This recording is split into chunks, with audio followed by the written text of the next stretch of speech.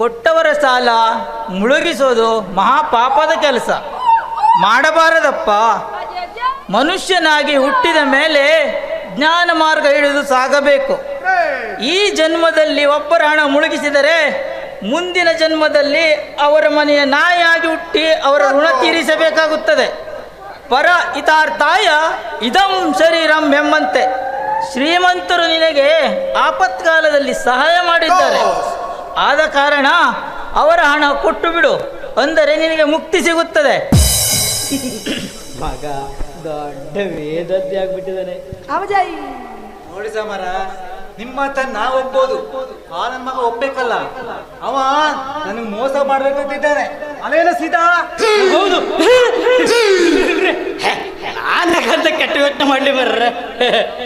ಶಾಂತಂ ಪಾಪಂ ಶಾಂತಂ ಪಾಪಂ. ಭಕ್ತ, ಈ ಸಿದ್ದಪ್ಪನು ನಮ್ಮ ಪ್ರವಚನ ಕೇಳಿದಾಗಲಿಂದ ತನ್ನ ದುರ್ಗುಣಗಳನ್ನೆಲ್ಲ ಬಿಟ್ಟು ಬಿಟ್ಟಿದ್ದಾನೆ. ತಾನು ನಿರ್ಗತಿಕನಾಗಿ ತಿರುಗಿದರೂ ಪರವಾಗಿಲ್ಲ, ತನ್ನಲ್ಲಿರುವ ಆಸ್ತಿ ಪಾಸ್ತಿಗಳನ್ನೆಲ್ಲ ಮಾರಿ ನಮ್ಮ ಶಿಷ್ಯತ್ವವನ್ನು ವಹಿಸಿ ಸದ್ಗುಣಿಯಾಗಿ ಬಾಳುತ್ತೇನಂತ ಇದೀಗ ತಾನೇ ನಮಗೆ ವಾಗ್ದಾನ ಮಾಡಿದ್ದಾನೆ. ಅದಕ್ಕಾಗಿ ಇವನಿಗೆ ಕೇವಲ 3 ದಿನದ ಅವಧಿ ಕೊಡು. ಅಷ್ಟೊಳಗೆ ಇಬ್ಬರು ಪರಾಗಿದ್ದು ಬಿಡ್ತವೆ. ಅವನ ನಂಗೆ ವಿಶ್ವಾಸ ಇಲ್ರಿ. ನೀವು ಆ ವಿಷಯದಲ್ಲಿ ಏನು ಹೇಳಕ್ ಬರ್ಬೇಡ್ರಿ ನನ್ನ ಹತ್ರ. ಭಕ್ತ, ಹಾಗಲ್ಲ ಅವಿಶ್ವಾಸ ತಿಳಿಯಬಾರದಪ್ಪ. ಮನುಷ್ಯನಾಗಿ ಹುಟ್ಟಿದ ಮೇಲೆ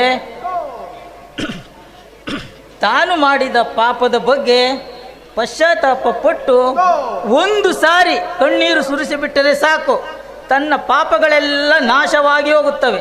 ಇದರಲ್ಲಿ ಸಂದೇಹವೇ ಇಲ್ಲ. ಇವನಲ್ಲಿ ವಿಶ್ವಾಸ ಹುಟ್ಟದಿದ್ದರೆ ಬಿಟ್ಟು ಬಿಡು.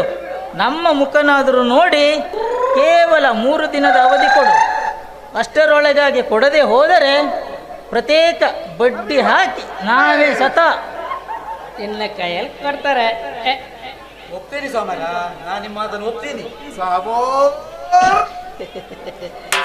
ಅಂತೂ ಥಿಯೇಟ್ರು ಡಬಲ್